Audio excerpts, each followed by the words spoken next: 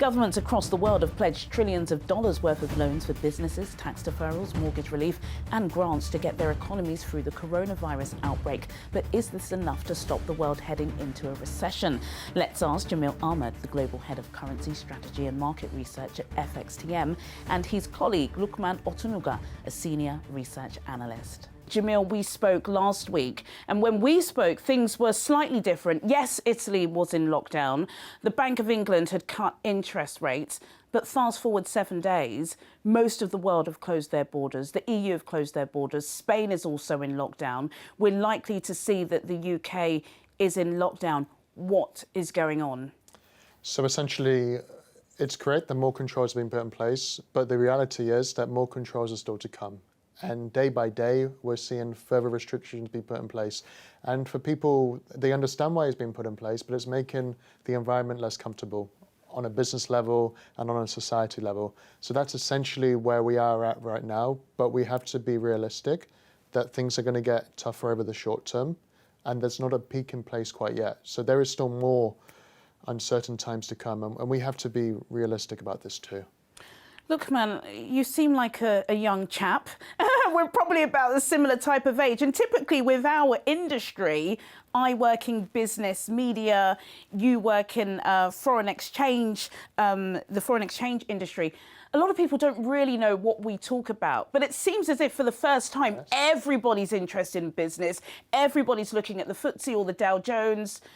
We're kind of in uncharted territory at the moment, aren't we? Yeah, like if you look at the market movements over the past few days, I think it's going to be history. We've seen the FTSE 100 plunge to levels not seen in over 30 years, and it's because of uncertainty. You know, uncertainty is causing investors to rush away from riskier assets like stocks to go to safe havens like gold, Japanese yen, and dollar.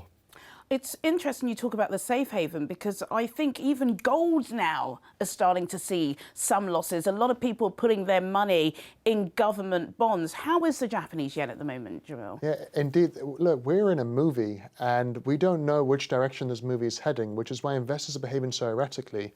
We've seen both USD dollar weakness and strength, which is extremely unheard of, and things are changing hour by hour on a trading level. Gold, correct, it has dropped as a safe haven asset. It dropped over $100 one day earlier this week alone, which is unheard of considering the market uncertainty. Yet the Japanese yen is behaving the same way like the US dollar. It's up and it's down, it's up and it's down. If we look at the medium-term outlook, the Japanese yen should still strengthen like gold as a safe haven asset. But we have warnings as well from the Bank of Japan that they will ease monetary policy further, basically means lower interest rates and easy access to capital, which also puts doubt into how much longer the Japanese yen can remain strong and behave as a safe haven. We have dynamics moving across all sides of the table, and this table is just going around in circles, and we don't know where it's going to stop and when. Gosh, talk about gloomy, Jamil. Brighten up our day, please. Look, man, the UN's Trade and Development Agency, they've got a doomsday scenario, as does every agency and government around the world. And they said that could involve a $2 trillion hit to the global economy. What does that mean in real terms? In real terms, that means that, you know, everyone is going to feel it. So it means that people's jobs may be at risk. You know, if growth is slowing in the United Kingdom, you know, businesses may not be able to make as much money. It's not only the United Kingdom, the United States, it's not so bulletproof. We saw yesterday, or 2 days ago, that President Donald Trump warned that the largest economy in the world may face a recession. So these recessionary fears would be felt across the board. I agree. This is, you know, real stark headlines, $2 trillion that can be lost in the global economy. But we do see positive signs that governments are starting to step up the game and provide more injections in terms of helping the people. There's still a long way to go, but we have seen it in Italy, we've seen it in France. The US administration, President Trump and his team, announced more stimulus measures to help consumers yesterday. And of course, last night we had the UK government as well announce support for businesses and so on. So we do see the governments are doing what they can at the moment, but as this is a changing situation, ever-changing picture, governments are still going to have to intervene, step up, step in and help. What people want to see now is support and help, a contribution, and that's what will help when we're faced with such negative headlines. It's interesting you talk about the help, and yes, Rishi Sunak, the Chancellor of the Exchequer of the UK, pledged £330 billion. But is that enough? I think before, when people were reporting on this, you kind of felt that you were safe doing it. But now even the BBC have said that they're going to be halting production. Is any industry safe? How are your colleagues coping at the moment, Lukman? Is there some anxiety even within business? I mean, there is a sense of anxiety.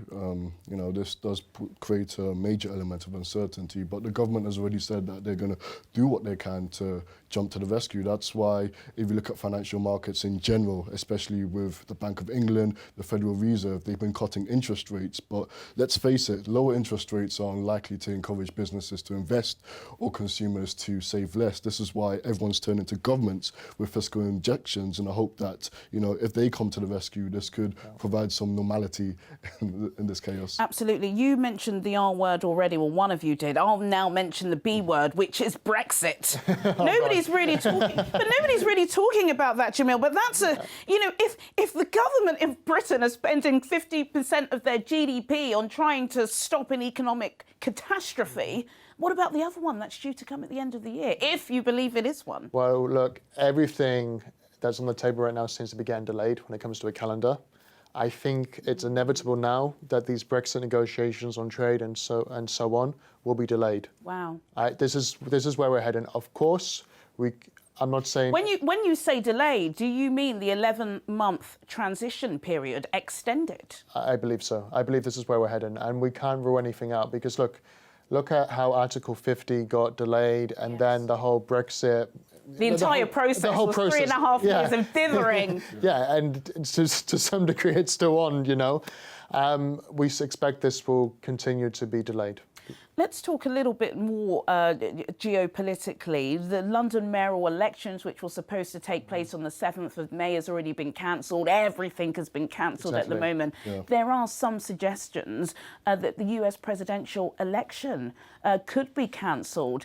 Do you think that could work in the favour of Donald Trump? Because he had hoped that this would be a referendum on the economy, and it looks like the US economy may tank. It's a fantastic question, and in some ways it can help him because he can act as the hero who's trying to have the situation, but in other ways it cannot, because he's completely correct. The US economy before the situation was firing on all cylinders.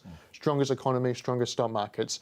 But now he's going to have to face the narrative of the other side of the story, where things are gloomy, there are clouds, and things can get worse. If you look at it from a stock market standpoint, the losses we saw in the US stock markets are only 30% off record highs. Only.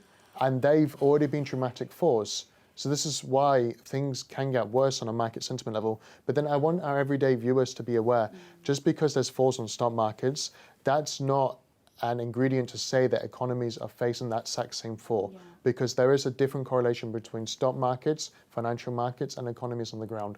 There are interlinks, there are overlaps, but there's also differences. Let's face it, this uncertainty is forcing consumers not to travel. Nobody wants to leave the United Kingdom. Nobody wants to go to holiday in Europe. Well, the Foreign and Commonwealth Office, they're saying if the travel is not essential, don't go. This is another point. I think we're looking at a real adaptation change. Everybody's going to have to adapt to a different kind of landscape. For a generation or for a short period? Specifically, we are all millennials that are used to being able to go anywhere we want, do what we want, demand convenience, and essentially, we're used to all this flexibility, and now we're having to adapt to a different environment. And it's the same for businesses. The airline industries became so popular because of all of the convenient flights. You could do this, you could do that, you could go there and then go there and enjoy a fantastic time. And many of us did that. But now restrictions are in place, and this is why the restrictions are making people less comfortable, because all of a sudden what they considered as normal is no longer so normal, and that's convenience and flexibility. Gosh, and then, the recession lingers in the background, doesn't it? Already here. Jamil Ahmed, Lukman Otunuga, thank you so much for joining me on Channels Business Global. Thank you. Sadly, that's all we have time for today, but do get in touch with your comments and suggestions. I'll see you at the same time next week for more in-depth business analysis on Channels Business Global. Goodbye.